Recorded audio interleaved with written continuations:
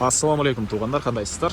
Назарыңыздарда кайрадан эле базар жок каналы. Бүгүн 30 ноябрь 2022 жыл мен Бишкек шаарынын түндүк тарабы Дордой базарында жүрөм туугандар.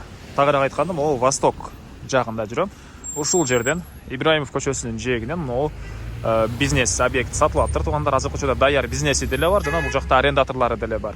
Даяр бизнес ал жакта квартиранттар үчүн салынган үйлөр, анан жол жээгинде мынакей мөл булакка берилген помещение, ортодо мондай ангарды тканга катары колдонойн деген ой болгон экен. Жана бул жагында бургер даярдаган эме деле бар, мондай тест татым деле бар. Бул тест татым менен бул мөл булактан туугандар ай сайын аренда алышат.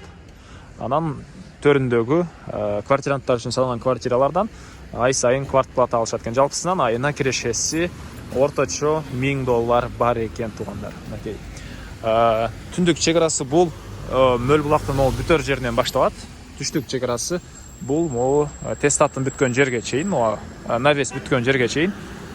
Жалпысынан жердин аянты 5 соток, документтери, бардык документтери бар, сатканга даяр. Келсеңиздер, кимге кызык болсо, барып өткөрүп берет экен туугандар. Анан мынакей бир аз эле бир 50 метрге жетпеген аракта бассаңыздар, мынакей бул жерде Дордой Восток. Дордой Восток. Анан ылдыйракка бир 70 метрде түшсөңүздөр, ал жакта Ак суу базарынын кире бериши болуп калат. Ибраимов көчөсүнүн чыгыш бет катталында жайгашкан. Анан көпчүлүгүңүздөр эле билгендей, бул жерден көптөгөн маршруткалар Бишкек шаарынын бурчуна өтүшөт туугандар. Бир кыдырып көргөзүп берейин. Негизинен мына көчө тараптан негизги маалыматтарын бердим. Анан суусу свети бар туугандар. Суусу свети бар экен.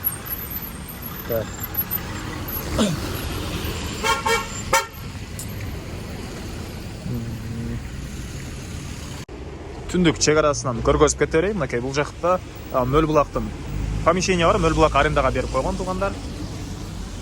Андан ары жол жээгинде кимден ким алса дагы өзүңүздөр билгендей бир бизнес кылсаңыздар деле болгудай. Мынакей бул жакта чайканалар катарынан адам бул жерден үзүлбөйт. Мына Востоктун чыга бериши жолдун жээги туугандар.